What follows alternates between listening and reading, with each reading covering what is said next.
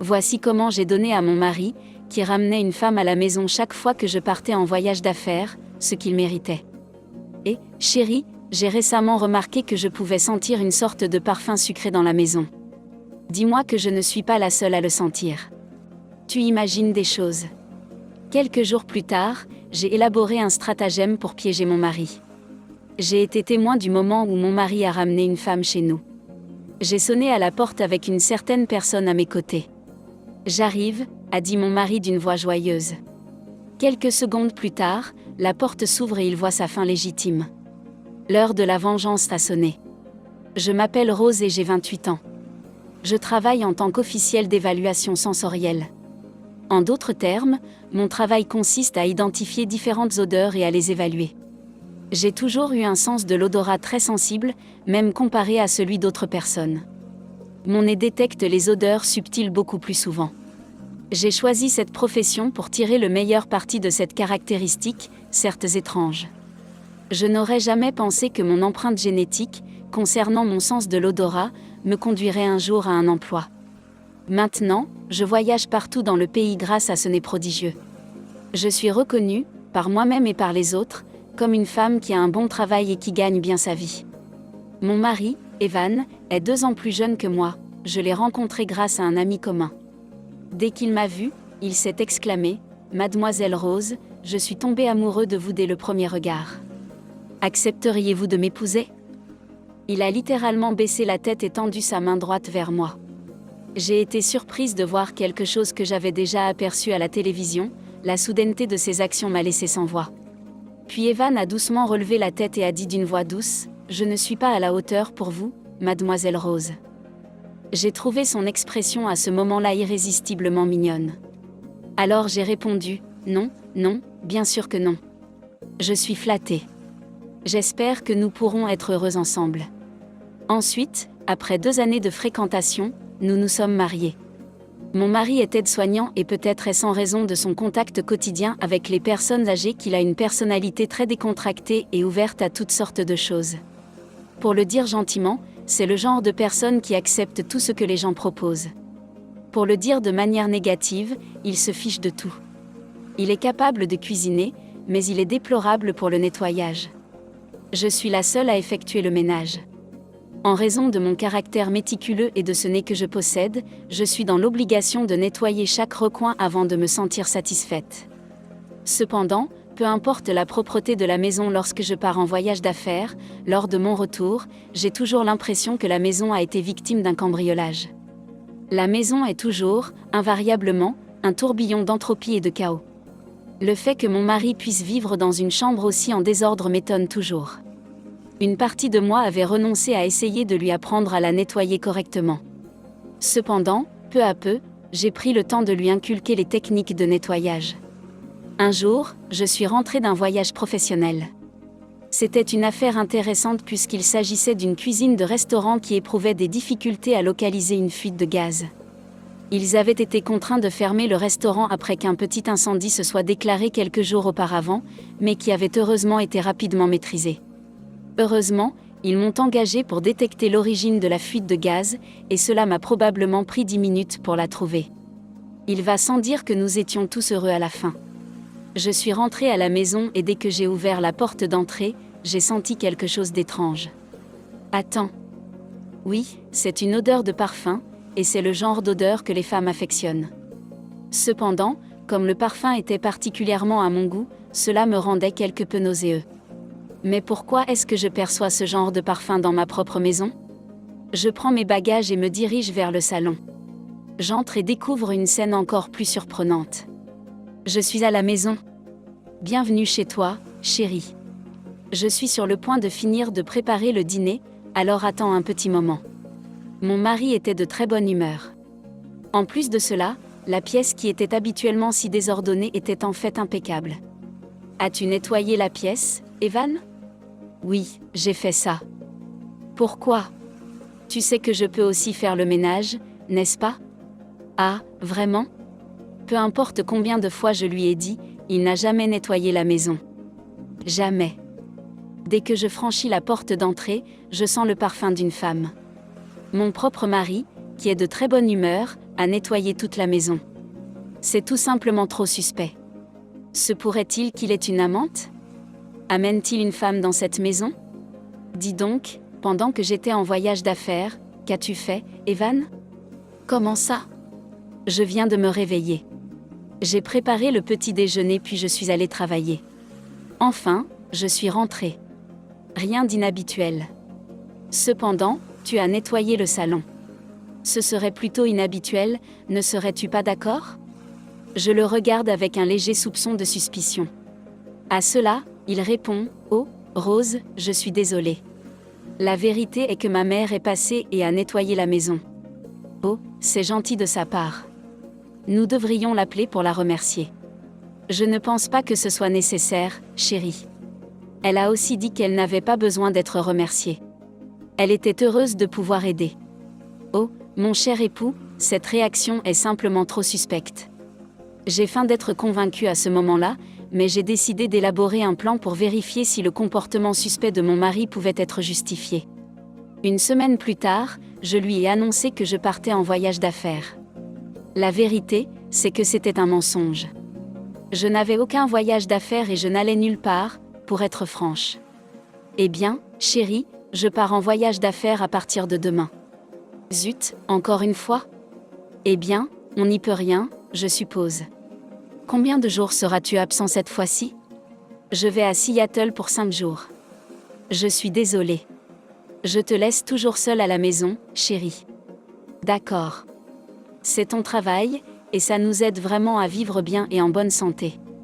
Bonne chance. D'accord, où est passée sa réponse habituelle? D'habitude, quand je devais partir en voyage d'affaires pour un certain temps, il devenait tout dépendant et collant de la manière la plus mignonne possible. Il me disait quelque chose comme « Je n'arrive pas à croire que je ne te verrai pas pendant 5 jours. » Mais Evan, pourquoi cette fois-ci, ta réponse est-elle si mature et ordinaire? Je ne comprends pas, mais je savais juste que c'était suspect. Même si je pensais à cela à l'intérieur. Je te rapporterai des souvenirs de Seattle, d'accord? Je sais exactement quoi rapporter, alors tu n'as qu'à avoir hâte de les recevoir, d'accord? J'ai fait semblant de ne rien remarquer et le matin du voyage d'affaires est rapidement arrivé. Normalement, je serais allée à l'aéroport seule, mais pour une raison quelconque, mon mari a proposé de me conduire cette fois-ci. Après avoir astiqué sa voiture jusqu'à obtenir un éclat franchement hypnotisant, il a chargé mes bagages dans la voiture, tout sourire. Je suppose que c'est tout ce que tu emportes? Tu m'as aidé cette fois-ci? Qu'ai-je fait pour mériter ce genre de traitement? J'ai fait tout cela pour ma Rose spéciale, chérie. J'ai fait ce que je pensais devoir faire pour te dire au revoir comme il se doit. Je ne sais pas pourquoi je ne t'ai jamais aidé avant. Je suis désolée pour cela. Aïe, tout ce que fait et dit mon mari commence à sembler suspect. Même si le geste était vraiment fait par gentillesse, j'ai décidé de lui poser une question. As-tu des projets pour plus tard aujourd'hui, Evan? Voyons voir. Oh oui, on m'a soudainement demandé de venir travailler lors de mon jour de repos, donc je pense que je vais être occupée toute la journée. Oh, vraiment? Donc tu vas travailler lors de ton jour de congé? Bonne chance avec cela. Comme je le disais, toutes les innombrables pensées qui suscitaient une montagne d'émotions en moi m'ont finalement poussé à faire quelque chose d'intéressant. Je me suis rappelé que mon mari n'avait jamais travaillé pendant ses jours de repos depuis qu'il est devenu aide-soignant. Depuis le tout début de notre mariage, il avait l'habitude de dire « Je ne peux pas imaginer travailler pendant mes jours de congé. » Absolument pas. En aucun cas. À ce stade, il était pratiquement confirmé que mon mari cachait quelque chose. J'en étais sûre. Je l'ai remercié de m'avoir conduite à l'aéroport en sortant de la voiture. Merci de m'avoir déposée, Evan. Je t'apprécie. Bonne chance avec ton travail pendant ton jour de repos, chérie. Je te verrai prochainement. Il ne m'a même pas regardé alors que je lui faisais signe de partir. Et maintenant, que le véritable défi commence. Je me suis rapidement dirigée vers la station de taxi. Une fois montée, j'ai dit au chauffeur, « S'il vous plaît, suivez cette voiture là-bas, mais assurez-vous de le faire de manière discrète. » En réalité, j'ai demandé au chauffeur de commencer à suivre la voiture de mon mari, et la poursuite a commencé. Evan a traversé une ville qui m'était inconnue avec une telle aisance qu'on aurait pu penser qu'il y avait été de nombreuses fois auparavant. Je me demandais où il allait. Il s'est arrêté devant un appartement étrange que je ne reconnaissais pas et y est resté pendant un certain temps, comme s'il attendait quelqu'un. Au bout d'un moment, je vois une femme d'un certain âge sortir de la porte principale et s'approcher de la voiture de mon époux. J'évalue son âge à environ 40 ans, mais ses vêtements et son maquillage suggèrent qu'elle est probablement une décennie plus jeune. Au début, je me dis qu'elle s'approche de sa voiture parce qu'elle veut demander son chemin ou quelque chose du genre. Mais ensuite, je la vois réellement. Je suis tellement surpris. Puis, je la vois réellement appeler la place du passager avant dans sa voiture. Quoi ? J'étais tellement surpris que j'ai crié inconsciemment. Heureusement, le taxi était un peu éloigné et les fenêtres étaient fermées. La voiture redémarra et le chauffeur de taxi continua de la suivre. Le fait que mon mari ait une liaison avec une personne plus âgée que moi était littéralement la dernière chose à laquelle je m'attendais. Non, attends. Ne saute pas aux conclusions. Pour l'instant, nous n'avons pas de preuves qui confirment qu'elle est celle avec qui il a une liaison. C'est ce que je pensais, et j'espérais le meilleur. Mais cette idée a rapidement été trahie par la réalité. Après avoir récupéré cette femme, il a directement conduit sa voiture vers notre maison. J'étais aux premières loges pour voir cet homme, ainsi que cette femme qui s'agrippait à son bras, entrer dans notre domicile. Je leur ai donné du temps avant de dire au chauffeur de rester ici. Ensuite, je suis sortie du taxi, laissant mes bagages à l'intérieur, et j'ai décidé d'entrer dans la maison en ouvrant doucement la porte d'entrée pour qu'il ne me remarque pas. Une fois à l'intérieur, j'ai senti le même parfum que celui que j'avais perçu une semaine plus tôt. Je ne saurais vous dire combien de fois ce parfum m'a dérangé, combien cette odeur continue encore de me révulser. Je la suis, tentant de découvrir l'endroit où elle est la plus prononcée. Je les cherche, mais je ne les trouve pas. Mais où diable étaient-ils ? Je les ai cherchés partout dans la maison. Pendant que je réfléchissais, j'ai commencé à entendre des voix. Elles provenaient de l'autre bout du couloir, ce qui ne pouvait signifier qu'un seul endroit, la salle de bain. Oui, tu l'as deviné. Ils prenaient un bain ensemble. Juste à ce moment-là et le fait que j'en étais témoin rendait la situation beaucoup plus grave. Dis-moi, ta femme est encore en voyage d'affaires ? Elle est partie pour 5 jours à partir d'aujourd'hui. Elle sera donc absente pendant un certain temps. Je n'arrive pas à croire qu'elle laisserait mon cher Evan tout seul à la maison pendant si longtemps. Quelle épouse terrible elle fait. Tu l'as dit, n'est-ce pas ? Même quand je lui dis qu'elle me manque, elle répond toujours qu'elle ne peut rien faire car il s'agit de son travail. Elle part en voyage d'affaires sans jamais penser à comment je ressens son absence. Oh, mon pauvre petit. Eh bien, ne t'inquiète pas. Je suis là avec toi maintenant, et je vais te dorloter à l'extrême, d'accord ? En écoutant leur conversation, j'avais l'impression que quelque chose se brisait en moi, se fracassant en 1000 morceaux. Je soupçonnais mon mari de me tromper, mais peut-être qu'une partie de moi voulait toujours croire en lui. Est-ce que je lui faisais du mal en accomplissant mon travail, en me déplaçant fréquemment à différents endroits du pays ? Était-ce pour cela qu'il me trompait en premier lieu ? En écoutant leur conversation, j'ai commencé à penser que j'étais la cause de son infidélité. J'ai décidé de quitter discrètement la maison. Étais-je vraiment une si mauvaise épouse ? Des larmes commençaient à se former dans mes yeux à cause de sa trahison, certes, mais aussi à cause de l'idée que j'avais pu le pousser à me tromper. Tranquillement, je remis mes chaussures, retournai au taxi et dis au chauffeur que j'avais besoin de réfléchir. Je désirais parler à quelqu'un. Je commençais à réfléchir à qui je pourrais me confier et la première personne qui me vint à l'esprit fut Madame Dakota, ma belle-mère. Elle a toujours été très soutenante en ce qui concerne mon travail, et je l'aimais comme si elle était ma propre mère. « Bonjour, Madame Dakota. Je dois être honnête avec vous. Je ne peux plus vivre avec votre propre fils, Evan. Mon Dieu. C'est un changement d'événement très soudain. Qu'est-ce qui est arrivé, ma chère Rose ? En fait, tu sais quoi ? Laisse-moi un moment, s'il te plaît. Je m'y rends tout de suite. Je serai là dans un instant. » Ensuite, ma belle-mère a raccroché le téléphone. Habiter tout près de la maison de mes beaux-parents nous a permis, à ma belle-mère et à moi, de nous rencontrer aussitôt. Madame Dakota, pressentant instinctivement que quelque chose n'allait pas très bien, a également emmené Monsieur Dakota. Je leur ai raconté comment mon mari, leur fils, avait eu un comportement étrange ces derniers jours, et que j'avais vu et entendu de mes propres yeux et oreilles qu'il entretenait une relation extra-conjugale. Je leur ai révélé ce que j'avais entendu, combien je me sentais coupable d'être une épouse terrible et que j'étais peut-être la raison de son infidélité. Après avoir écouté mon récit, ils ont répondu. Qu'est-ce que ce fils idiot fait encore ? Comment ose-t-il faire quelque chose de semblable envers toi alors que tu travailles si dur pour maintenir la relation saine et vivante ? Je ne lui pardonnerai jamais de t'avoir causé tant de soucis. Sois tranquille, ma chérie, toute cette situation n'est pas de ta faute. C'est notre fils idiot et cette femme qui sont à blâmer. En entendant ces mots, j'ai pu revenir à moi. Ils avaient raison. Ce n'est pas de ma faute, et ça ne l'a jamais été. J'ai alors ressenti une sorte de colère indicible montant de mon estomac en ébullition.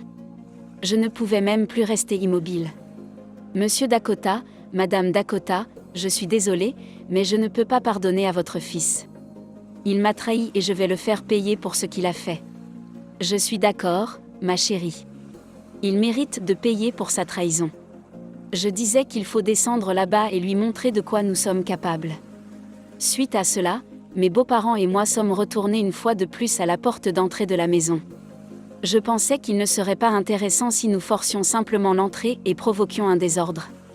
Pour rendre la situation un peu plus piquante, j'ai décidé de joindre mon mari. J'ai composé son numéro, mais il n'a pas répondu à mon appel. Malgré cela, j'ai persisté, essayant patiemment de le joindre. Allô ? Lorsque mon mari répondit enfin au téléphone après une demi-douzaine de tentatives, sa voix semblait manifestement contrariée. Oh, Evan, Dieu merci. Où es-tu en ce moment ? Oh, je suis au travail. Oh, oui, c'est vrai. J'ai complètement oublié que tu avais dit que tu travaillais pendant ton jour de repos aujourd'hui. Oui, je te l'avais dit. Mais tout va bien. Désolée, ma chère, mais je suis occupée en ce moment, alors je te rappellerai plus tard, d'accord ? Mon mari était sur le point de raccrocher, mais je n'allais pas le laisser s'en sortir comme ça. J'ai profité de ce moment pour sonner à la porte.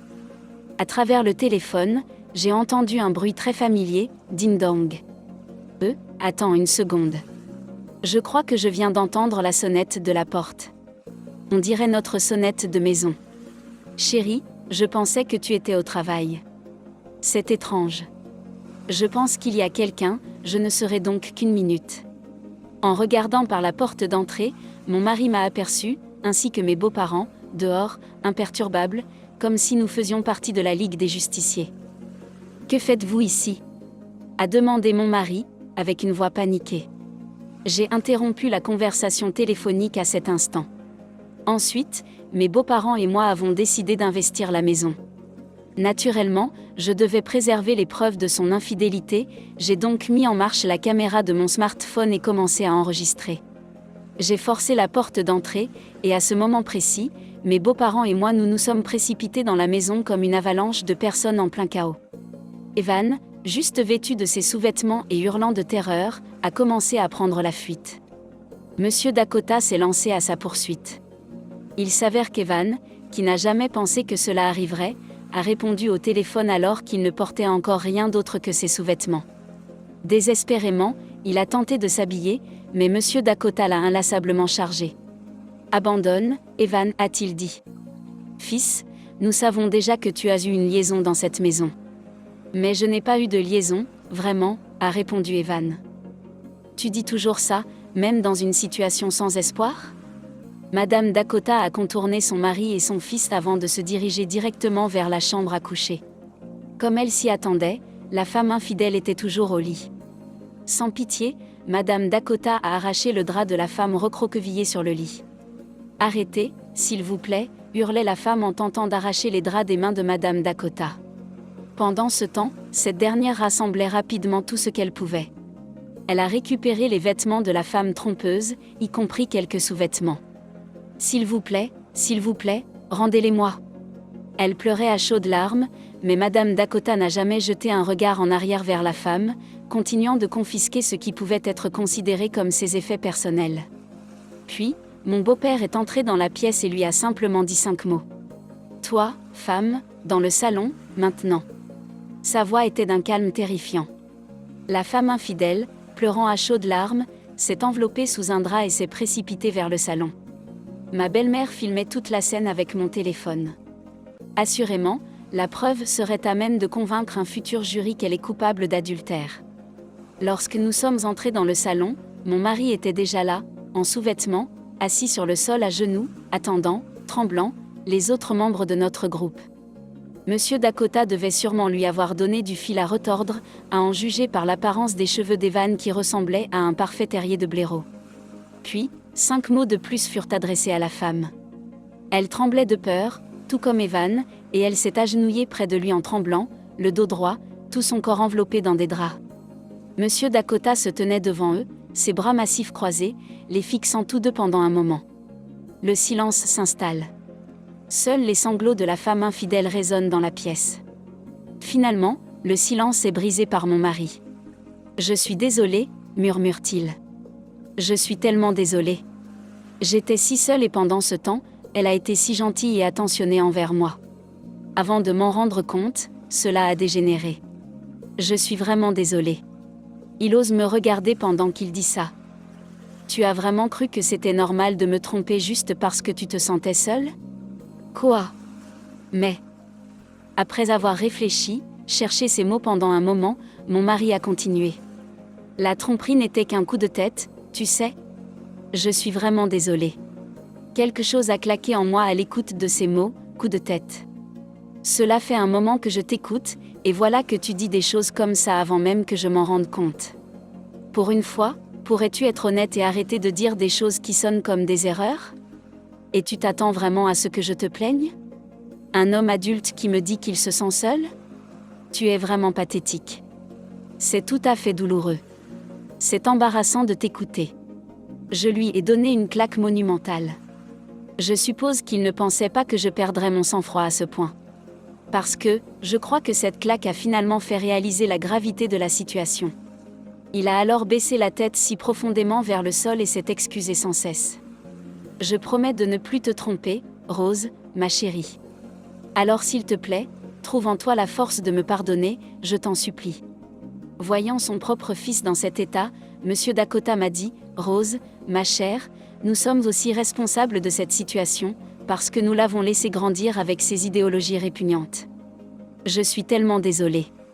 Mon beau-père s'est alors avancé vers son fils, a saisi sa tête, l'a poussé plus bas jusqu'à ce qu'elle touche le sol, puis s'agenouilla lui-même en signe d'excuse. J'ai été sincèrement émue par son altruisme. Dès que mon mari a entendu ce que son père disait, il est devenu très agité. Je suis prêt à faire quoi que ce soit d'autre, mais je t'en supplie, ne me fais pas divorcer d'elle. Il a commencé à supplier une nouvelle fois. Monsieur Dakota a recommencé à le presser, verbalement cette fois, et a continué à exercer une pression jusqu'à ce qu'Evan accepte finalement de poursuivre avec le divorce. En larmes, il a rempli le formulaire de divorce que j'avais emporté, au cas où. Quant à la femme infidèle, elle avait tranquillement observé son amant tout ce temps. Pourquoi ai-je eu une liaison avec cet homme, pensait-elle probablement, car visiblement, elle était en proie au dégoût de soi. J'ai commencé à éprouver de la pitié pour cette maîtresse, mais Madame Dakota est restée inébranlable jusqu'à la fin. « Tu n'as pas le droit de faire semblant d'être si déprimée, chérie, lui a-t-elle dit. De mon point de vue, toi et mon fils Evan êtes sur le même pied d'égalité, ne pense donc pas que tu seras pardonnée pour ta part dans cette situation. » Elle lui a alors tendu une feuille de papier blanche et un stylo. La femme savait ce que cela signifiait. Enveloppée dans les draps du lit, elle signa un formulaire de consentement me promettant de me verser une pension alimentaire. Une fois la paperasse terminée, Evan et l'infidèle, dont le prénom s'est avéré être Julia, ont été expulsés de la maison avec leur affaire. Enfin, c'était fini. Lorsque Evan a été expulsé de la maison avec Julia, il a demandé de l'aide à la femme. Cependant, le voir si pathétique a probablement refroidi ses sentiments pour lui, car elle l'a impitoyablement abandonné sur le coup. Ils ont rassemblé leurs affaires individuelles et ont quitté les lieux. Après cela, mon mari et moi avons pu obtenir un divorce sans aucun problème. La pension alimentaire a été organisée pour être versée en plusieurs échéances et ils me versent tous les deux cette somme chaque mois. Les collègues de travail de mon ex-mari ont finalement découvert que la raison de notre divorce était due à son infidélité. Mademoiselle Julia travaillait apparemment dans la même maison de retraite et il y avait des preuves qu'ils prenaient généralement leur congé ensemble. Les soupçons d'une liaison entre eux étaient apparus précédemment mais aucune autre preuve n'avait pu être trouvée. Cependant, Maintenant que le divorce avec Evan a été rendu public, leur patron a finalement décidé de les interroger tous les deux. Evan n'a pas avoué avoir eu une liaison, mais Julia a aisément admis qu'ils en avaient eu une. Par conséquent, ils ont tous deux été licenciés sur le champ. Je ressens encore un peu de pitié pour eux, mais ce qu'ils ont fait est de leur propre fait et ils ont obtenu les résultats qu'ils méritaient. Je ne pense pas que cela aurait pu être évité. Ils allaient être licenciés de toute façon. En ce qui me concerne, j'ai quitté l'appartement dans lequel je vivais avec mon ex-mari et actuellement, j'habite dans un studio. Comme je suis une travailleuse acharnée, cela ne me dérange pas que la pièce soit un peu petite et exiguë. Très bien, étant donné que je pars en voyage d'affaires pour une autre semaine à partir de demain, je dois faire mes bagages. Je vais conclure avec cela. Je vais continuer à apprécier mon métier, certes inhabituel, et je compte bien vivre ma vie et rester en bonne santé.